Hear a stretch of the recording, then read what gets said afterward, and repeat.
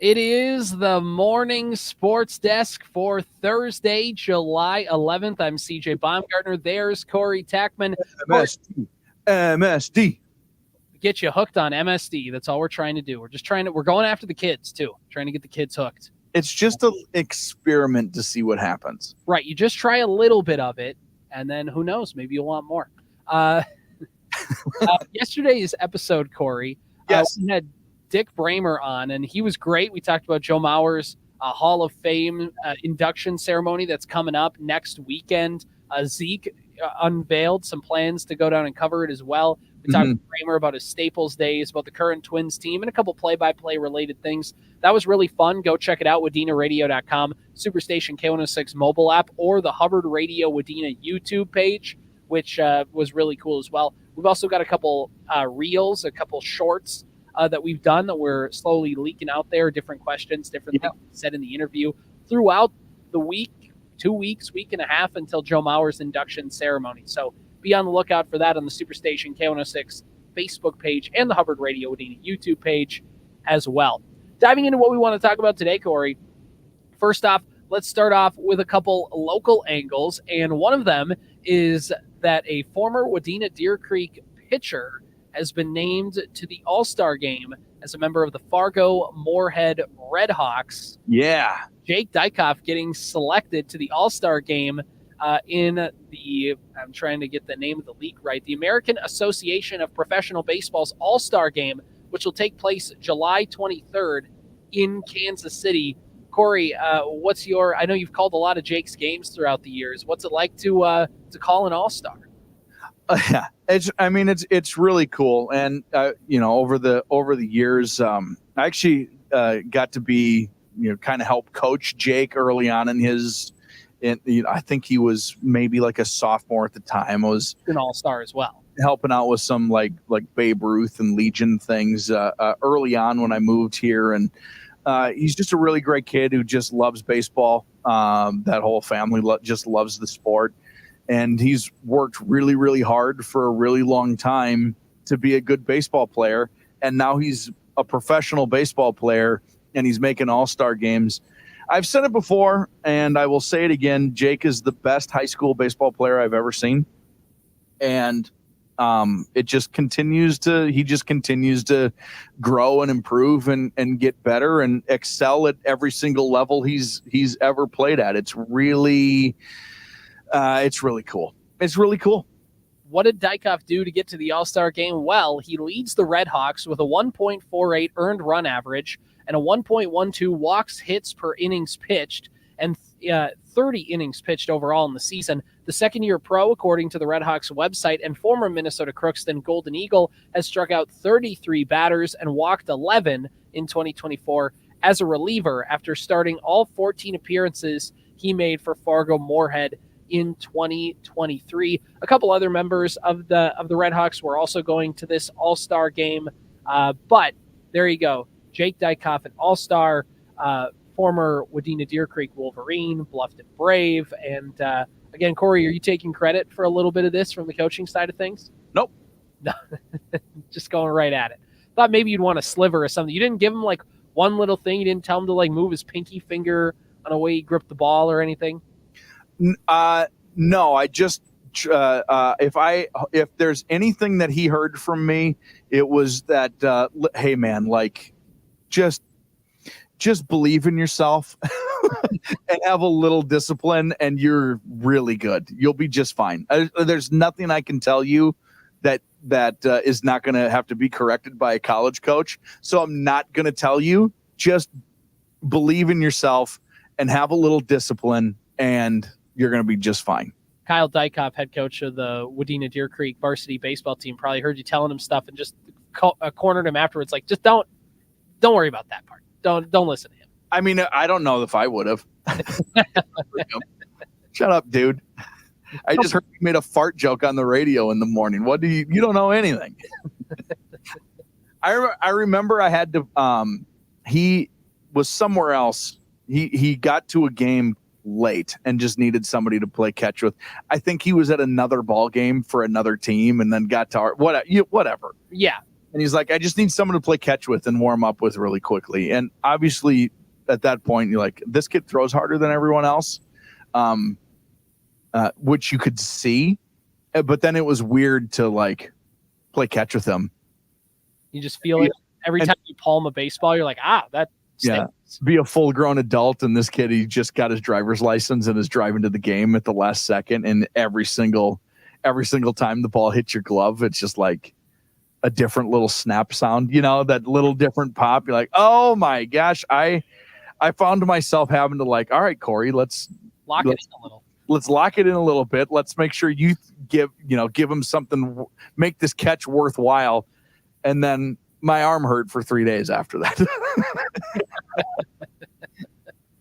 Some other things in the local sports scene that we need to talk about today is something that gets revisited, because believe it or not, it's been 5 years since the Henning Hornets in 2019 won the state title. And there was a little bit of a retrospective done in John's journal of the Minnesota State High School League, John Millea.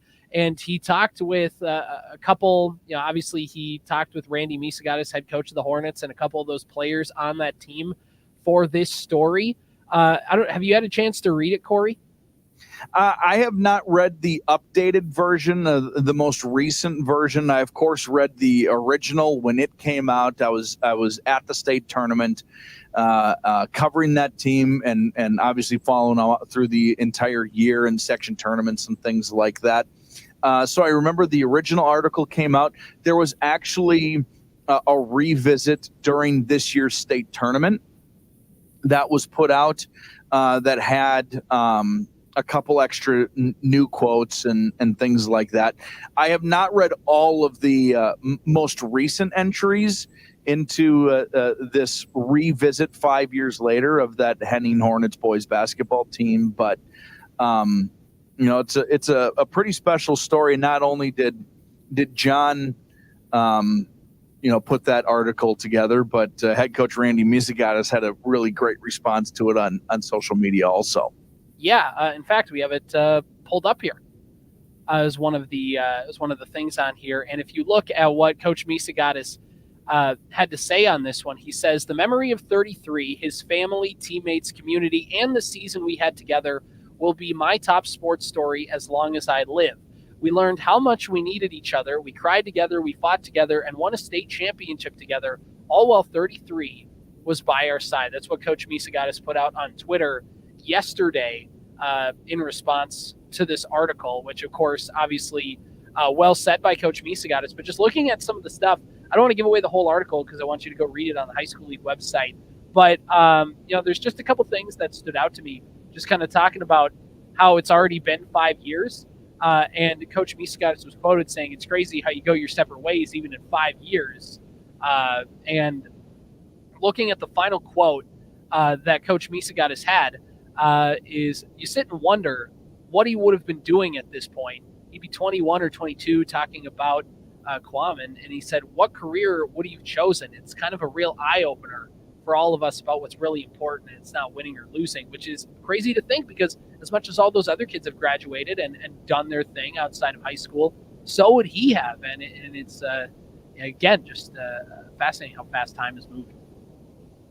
Yeah, it was a really special time, and I mean, I will remember forever being in the Target Center and the sea of orange that existed in that arena. And one of the cool things, CJ, as you know, about the state basketball tournament is it obviously is pulling fans from these communities.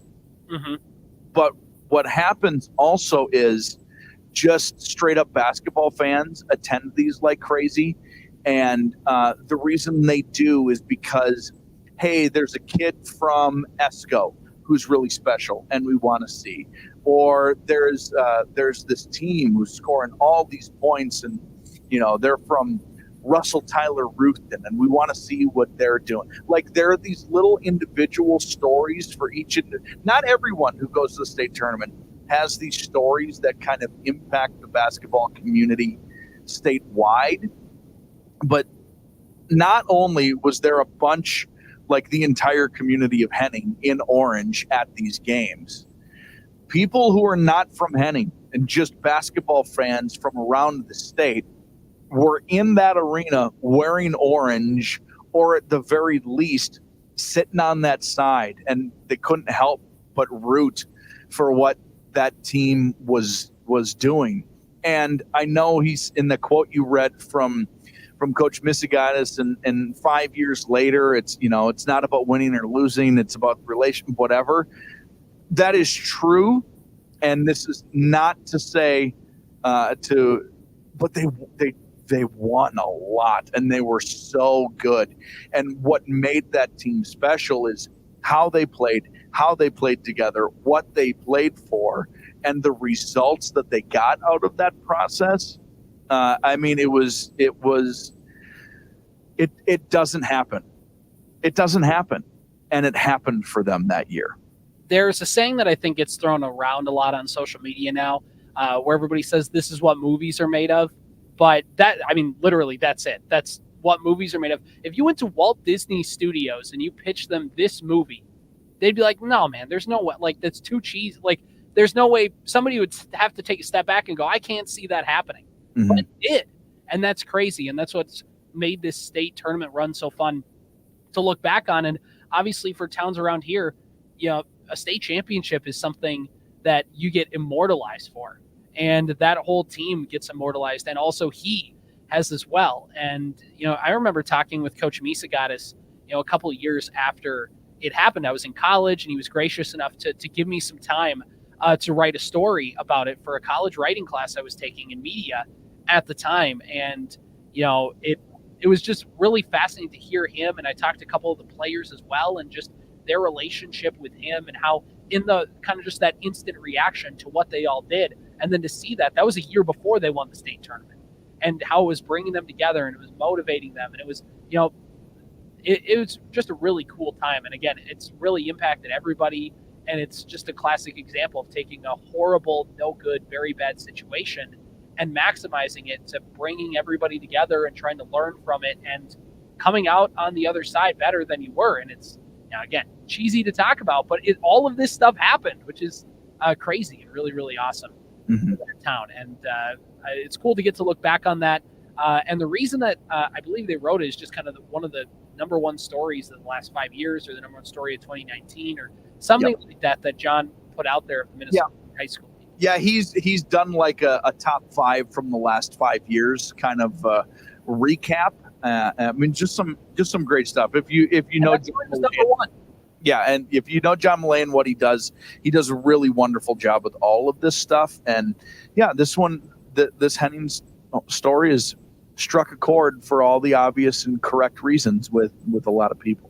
Yeah, it's really, really great. So with that, we're gonna kind of try and move on here to a little bit of out of state stuff here as we keep going on the morning sports desk today. Corey, the Minnesota Twins now split a doubleheader with the Chicago White Sox. They've won 6 series in a row. Brooks Lee comes through with a home run yesterday. He's already got 9 RBIs in like 7 games. All he does is come up with big hits. Carlos Correa with a home run. Buxton with a hustle double. It feels like things are kind of coming together for that team, obviously, at the right time. They've picked up a game in the last 3 days on the Guardians. They're still 5 games back. They're 2.5 games in front of Kansas City. And just, again, this is a team that going into the All-Star break, they got 3 more games against a decent Giants team.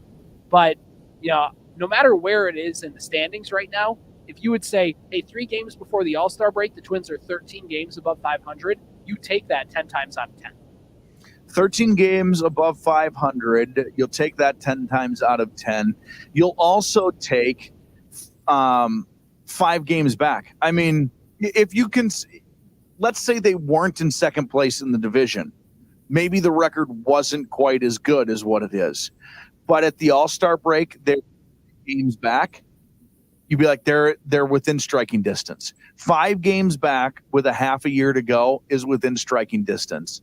What Cleveland is doing is insane and unexpected.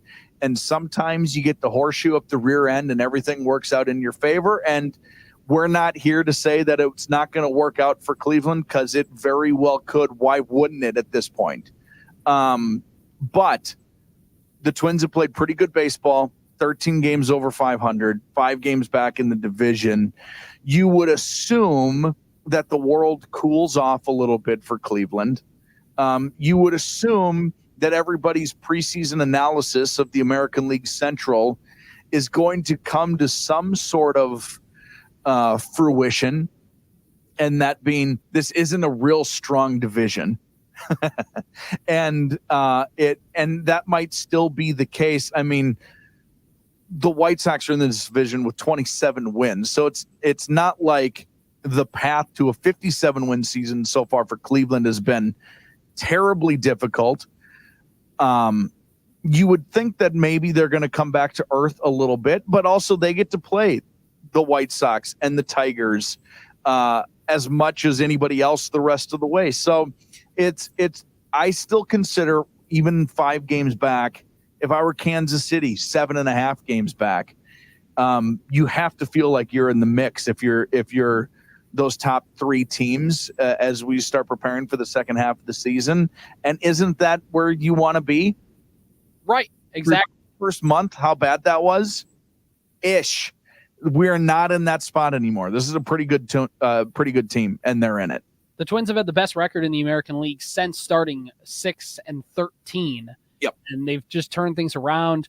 They hit for power. They slash doubles. They run the bases well. The pitching has not been where it typically has been, and Pablo Lopez being weird again yesterday kind of keeps on that trend. But they're not bad. They're just more of like slightly above league average, or kind of hovering around that league average mark. But I think the fact of, even if the Twins ERA isn't where it was a year ago, this thing still remains of, each time a Twins pitcher takes the mound, you're not holding your breath like you were a couple of years ago with like Dylan Bundy, where it's like, can this guy just get through 4 innings? Can this guy just get through the lineup once? If he can get to 5 innings and he's only given up 5 runs, okay, cool. We'll take it. Like when the Twins had Chris Archer a couple of years ago as well. Like, right? It was brutal. And for the fact that even Simeon Woods Richardson, who's a 5-starter, he's got an ERA of like under 3.5. He's been nice. He's been nice. Yeah, he hasn't been like blow you away, but every time he's left the game, it's like, oh, they're in a position to win, or they're within striking distance. He has rarely left a game where it's like, yeesh, the Twins that's an instant loss now because he just got shelled. Can I ask about Pablo? Because you will know more specifics than I do. It's been weird with Pablo, but he hasn't been bad, right? It just hasn't been what last year was. Yeah, I mean, there are a few starts where he's had, like the one against the Astros last Friday night, where it's like he got shelled. But yeah, I mean, it's been weird, by the way. What? That Astros game was strange. That was again, you could just maybe chalk that up to being a strange game. Sometimes you just play a game and everybody just makes contact with everything. Right. That was for both pitchers. That was kind of the case. But yep, I mean, Pablo didn't have a bad stat line from yesterday. He pitched 5 innings, gave up 2 runs. But it's just the fact of that he's just given up a lot of home runs this season. Yeah. It's been the thing. This year it seemed like everything he did was easy, and he's just had to work for some of that success a little more this year. Right. And it's the fact of, again, he still does some things where it's like the bottom of the order gives him a little bit more trouble than it should have. Or, the guy gave up a home run yesterday to Martin Maldonado. That guy has a batting average of just over 100. And it's like, he came into the series with 1 home run all season long. He left with 4 against the Twins. I don't know what happened. But I think there's so bad. Too many pitches. I think Pablo just kind of leaves, and he's done this last year too, but again, just a little bit more successful at it. His sweeper just hasn't been as effective now that teams have had another year to kind of gauge it and get tape on it and try and retweak their approaches. And just by the fact of, it's kind of that Johan Santana track where when Santana has a bad start, it's because teams have been able just to zero in on the changeup and smash it above the baggie. Sure. And it's kind of that way with Lopez, where if he's just not on his stuff, teams can kind of sit on a specific pitch they want, and they're able to take it out. But really the home run problem has been a home run thing with the Twins all season long, pitching-wise, because they're a team, Joe Ryan, Bailey Ober are guys that like to throw a lot of fastballs high in the zone, and they're effective at it. But the other thing is, if you make a mistake, sometimes you'll leave a pitch middle, And if you've played MLB The Show, you get a middle pitch, you turn it into perfect. And that's what ends up going like a moonshot into the upper deck. So really, I think it's a team that this is a pitching philosophy. They're not pitch to contact. They get swings and misses, but they are around the zone. They are not a team that gets you to chase. They're a team that wants to create swing and miss stuff by pounding the strike zone. And when you do that, the effect is you're just more likely to give up home runs. It hasn't necessarily bitten the Twins. Like, they've still had good pitching performances. But if you look at the amount of home runs given up by a starting rotation, Twins are up there as one of the highest. Yeah. Yeah. Go Twins, go Twins, go. Let's win a division. Let's do this thing. All right, moving on to the next thing on our list for the morning sports desk today is we are going to talk a little bit about the fact that the Twins, I don't know, have you been able to watch a game on Valley Sports this year, Corey? Over the July 4th weekend I did. That's why I keep talking about maybe annoyingly that weird game with Pablo in Houston, because I watched that game. And the fact is the Twins have not been accessible because of the Bally situation on YouTube TV, Direct TV, a bunch of cable stations, and Comcast, which has been the straw that broke the camel's back for a lot of people in the Twin Cities. The Twins have no access to TV, but there is something that could change. And the Twins are not going to be on Bally next year. It feels pretty evident of that. Major League Baseball wants to try and do something new, but in the hockey landscape, things are getting a little bit different. So the Dallas Stars are going to leave Bally Sports, and they're going to go to what they call DTC, which is direct to consumer, with Victory Plus, a streaming service. Now, the Dallas Stars have entered into a 7-year agreement with A Parent Media Company Incorporated, and they're going to stream all regional Dallas Stars games free of charge, starting with this upcoming season. They'll be available on Victory Plus, a new streaming service created by the company. Corey, initial thoughts. What do you think? Cool. Without knowing anything else, I see that they're going to be available to everyone. It's going to be free. We're done here, right? Like, isn't that the thing we've been asking for? Mm-hmm. Dallas is now the 4th NHL team to part from Diamond Sports Group, which is Bally, since 2023, following the Vegas Golden Knights, now the former Arizona Coyotes, now the Utah Hockey Club, and Florida Panthers, each working with Scripps Sports in their local markets. Additionally, the Seattle Kraken are moving their local broadcast to a Tenga affiliate in the Pacific Northwest and will stream games on Prime Video after departing Root Sports Northwest. Victory Plus will be available for download on smart TVs, tablets, smartphones in September. Fans within Dallas will be able to watch the games. Fans outside the regional territory will have an access to a robust selection of ancillary content provided by the team. So it still looks like blackouts are going to be a thing outside of the Texas, Oklahoma, Louisiana, Arkansas region with this one. It's a free ad-supported streaming service, enhancing the fan experience is what they call, with a low latency feed and high ad fill rate. Reading through more of this article, it'll enable both direct and programmatic ads, providing advertisers full access to engage with the fan base. The media group has hired former Fox Sports executive producer and Dallas Stars VP of broadcasting, Jason Walsh, to lead the company, and they're considering the possibility of bringing a small package of local games to a linear network, so bringing it on like a TV station in the region, but nothing is imminent on that front unless a local broadcast agreement is reached. The only Stars games that will air on linear television within the team's local broadcast territory will be national broadcasts carried on ESPN and TNT. The Dallas Stars will be the service's first client, with plans to add additional professional sports teams in the near future. Corey, could you see something like this happening in the Minnesota market, or do you think it's going to have to be like Seattle is, where it's like, I don't know, man, they got to go on like Prime Video?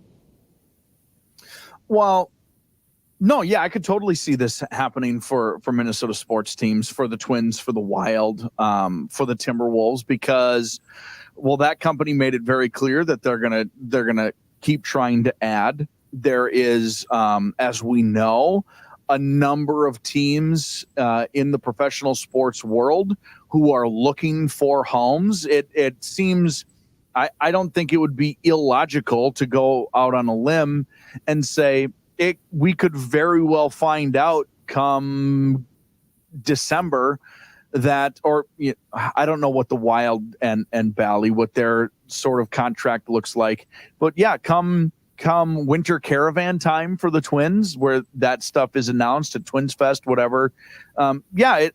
There's no reason why something like that couldn't be in play. The only thing that really sounded maybe a little weird to me there, and a little unfortunate, would be some of the blackouts for out of market. But the first thing you have to be able to do is get in market. And out of market just means that if you moved to Michigan, you wouldn't be able to get Twins games. Right. Or in this instance, the Dallas Stars. If you moved from Dallas to Michigan, or you were a lifelong Dallas fan and living in Michigan, you still wouldn't be able to get them. That part is unfortunate. But no offense, they need to be able to get people in Dallas first. That has to be the priority. Well, and what's interesting is they never use the word blackout, so I kind of put that in there. It'll be interesting to see if it is an actual blackout, where it's like, because the thing about blackouts are, if you currently have MLB.TV, you pay $60 a year or whatever it is to get Major League Baseball's streaming service, where you get access to all of the radio broadcasts and some of the TV broadcasts. It's blacked out there. So if you're a Twins fan living in southern Iowa, you can't even pay MLB to watch the game. It is blacked out on that. Where I feel like with this, there is no blackout to where, or at least it doesn't look like it, to where if you got NHL's version of MLB.TV, you could access games that way. You just couldn't get it for free by signing up on this app. And if that's the case, all on board. Why are we not putting together a situation like that? Because if there was a Twins version of this, it would include all of the Dakotas, Iowa, Wisconsin, Nebraska. Like, it would include that kind of 5-state region. It's Twins territory, CJ. Right, exactly. There would be no blackouts like it is in Iowa, where they got to compete with the Cardinals and the Cubs and the White Sox. And there are, by the way, there's one, people talk about who's the fan base that you feel the worst for, like who's had it rough. And there's lots of different answers. I think Minnesota sports fans in general feel like, oh, woe is me a lot.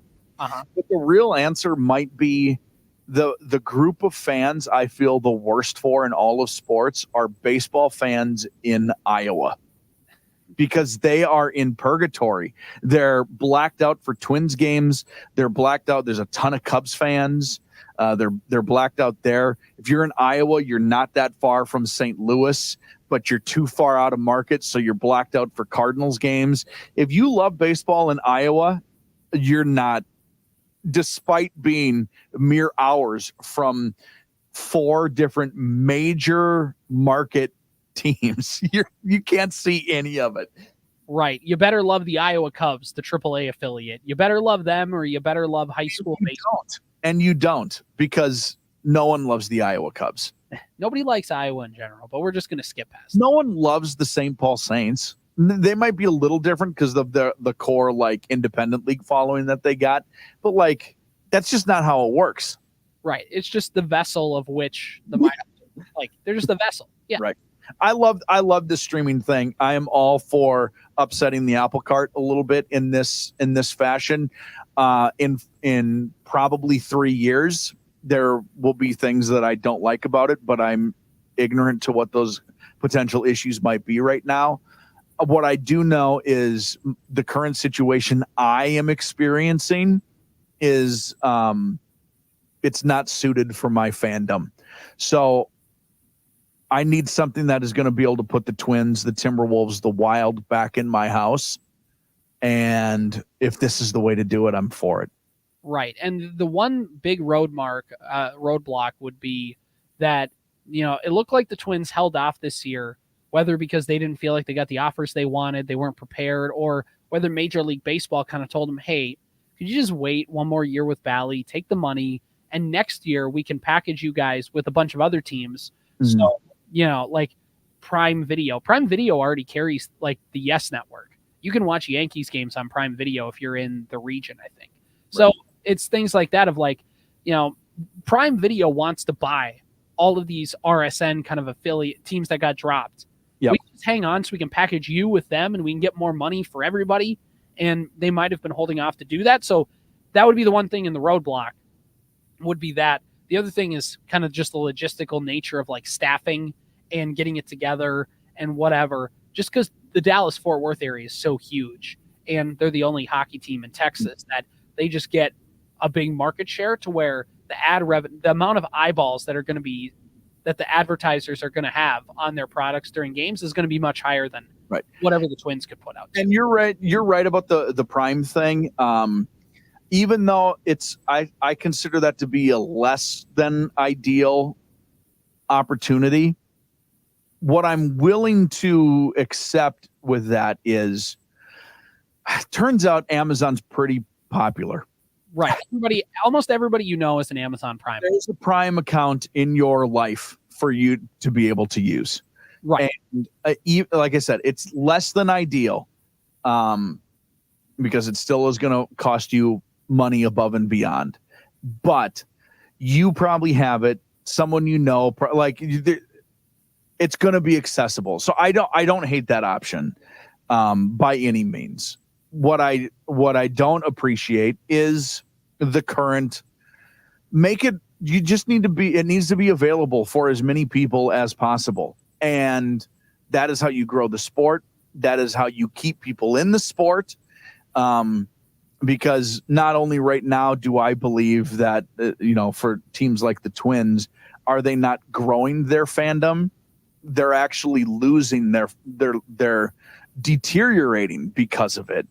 And you can't, that just can't happen. I don't want to be away from my Twins fandom. I want to be involved in it, and it's not possible for me right now. I think I've read somewhere that the Twins are behind in attendance from where they were even a year ago. And when people can't watch your games, how are they supposed to get excited about Brooks Lee? In that one game I referenced and have referenced 3 times, because it's the 4th game I've seen all year and the most recent game that I've seen, Corey Provis made a big deal about how this was the most people in Target Field, biggest crowd in Target Field all year, and it was 31,000. Right. Which is not close to a sellout. Mm-hmm. That's like 8,000 people short of a sellout. Right. And there's this theory, and it happened because I'm a Bemidji State alum. There was a while there, for a long time, Bemidji State hockey games were televised on Lakeland TV, which is the PBS station in town. And there was a point where that was dropped. And, part of it, I think, was due to the fact that streaming kind of started to become a thing. Mm-hmm. And, they wanted to get kind of on a platform, whatever. But there was a thought with the people saying, well, we don't want our games carried on Lakeland because people are watching the games on TV. If they can't watch a game on TV, they'll have to come to the arena and they'll have to buy tickets. And you know what happened instead? You became an afterthought. Right.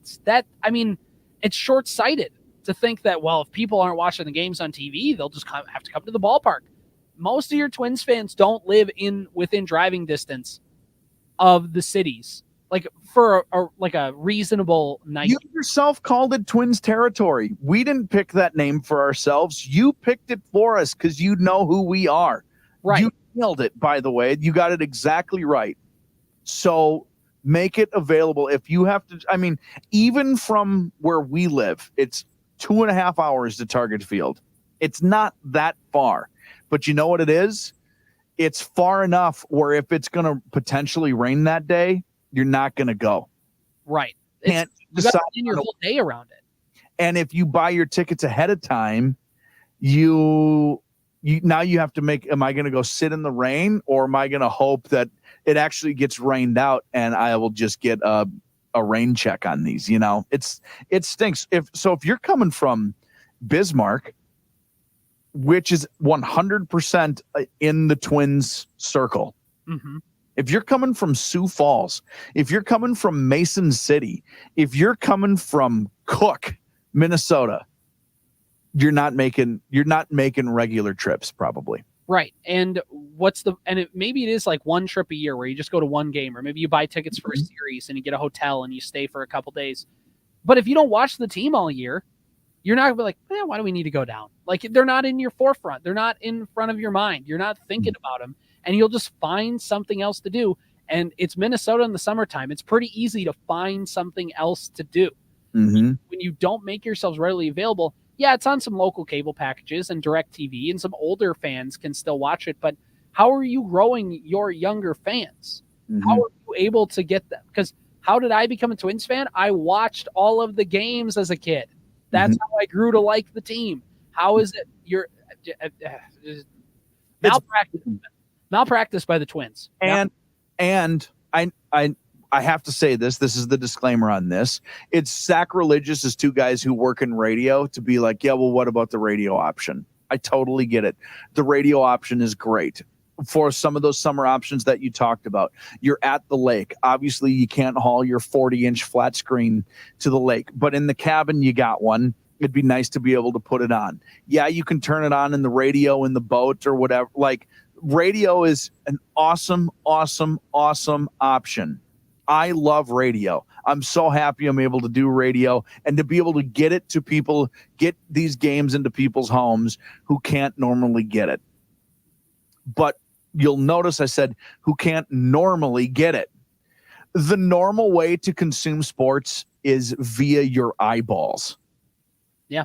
That's how it's not 1947 anymore. Whether it's a Vikings game or a Twins game or a local high school game, you're typically not listening to them on the radio. You're not sitting, like you talk about, it's not 1947. You don't have the family huddled up. Yeah, it's not fireside chats with FDR. Right. We're grilling, we're fishing, we're doing whatever, and it's on in the background. And if we hear something that catches our attention, we'll turn it up. But TV, you're sitting and watching the whole game. You might even be passively watching, but it's always on, so that way you're washing dishes and you can just peek up. Right. Oh, the Correa's coming up. Good. I'm going to make sure I see that. Like, it's just on. Mm-hmm. It needs to be on. They need to find a way to get it on for people. Get it on. Remember a Celebrity Deathmatch? You don't remember. It was on MTV. It was like claymation. No, I don't remember. See, MTV, by the time I got old enough to be the right demographic for MTV, basically just devolved into ridiculousness. So MTV was very inappropriate for a long time, and it was very inappropriate right in my formidable years. You were in the peak MTV era. Oh man, it was awesome. Yeah. And I wasn't supposed to watch any of it. No, you never are. TRL at spring break in Daytona Beach. Corey, you can't be watching this. Like, I'm watching it. This is amazing. You see how many girls are in bikinis right now? They just invited Britney Spears to perform on the stage. Did you see what she's wearing? I'm watching. But no, I don't remember that show. Fair enough. All right. We could talk about the local TV stuff all day. Let's finish up, Corey, on a Trivia Thursday. All right. Yeah, let's do this. This is a TikTok account I've come across called Timeout Trivia. It's sports trivia. It's 3 clues. You have to try to guess who it is. Okay. Really straightforward. The sooner you guess it, I should say this. In the future, we'll play this together and go through the clues individually until we think we know who it is. I know the answer for this one because I came across it last night, and it's the most recent video. So, for the time being, guess it as soon as you know it. Clue number 1. I was a center in the NBA for 11 seasons, and I played for the Bulls, Knicks, Heat, and Mavericks. Do you have a guess, or do you need the next clue? Yeah, give me the next clue. Clue number 2 of 3. I was never an all-star, but I averaged 12.9 points per game and 5.2 rebounds per game for my career, with my best season coming in 2007 when I averaged 19-7 for the Knicks. Okay. Do you have a guess, or do you need clue number 3? I need clue number 3. I was drafted 4th overall out of high school by the Chicago Bulls in the 2001 NBA draft. As is always the case, clue number 3 is the biggest hinted clue. You might have been able to guess it if this were on the first clue, if this was clue number 1. That was your final clue, CJ. Do you have a guess? I'm going to throw out a guess that I know isn't right, but I could sit here stewing over this guess, and I'm still not going to come up with anything. I know this is wrong. Joakim Noah? That is incorrect. Oh.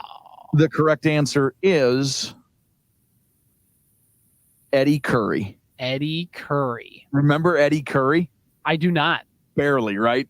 Yeah, it was that weird age of the NBA for me where, like, obviously you have the names of the 90s, you remember? Yep. And, like, from basically 2004 to, like, 2009, there's just a big bridge of NBA stuff that I forget about because, and basically my 2004 NBA knowledge was Kevin Garnett. That's it. So a lot of these are actually these are built way around my era. I got lost on that trivia page last night, and I got 3 in a row. The most recent 3 in a row correct. So it's going to be probably a little out of your range, but not entirely. I came across these like CJ. I think CJ and I could have some fun with these. So we'll do a baseball one. I'll have a better chance. And there's tons of baseball. There's football. It kind of ranges from all the sports. If there's ever any hockey, it almost always is. I get it wrong, but I probably heard the name at some point. Right. Hockey's like Ovechkin, Crosby. Like that. There we go. We're done. That's all I got. Pretty much. This has been the Morning Sports Desk for Thursday, July 11th.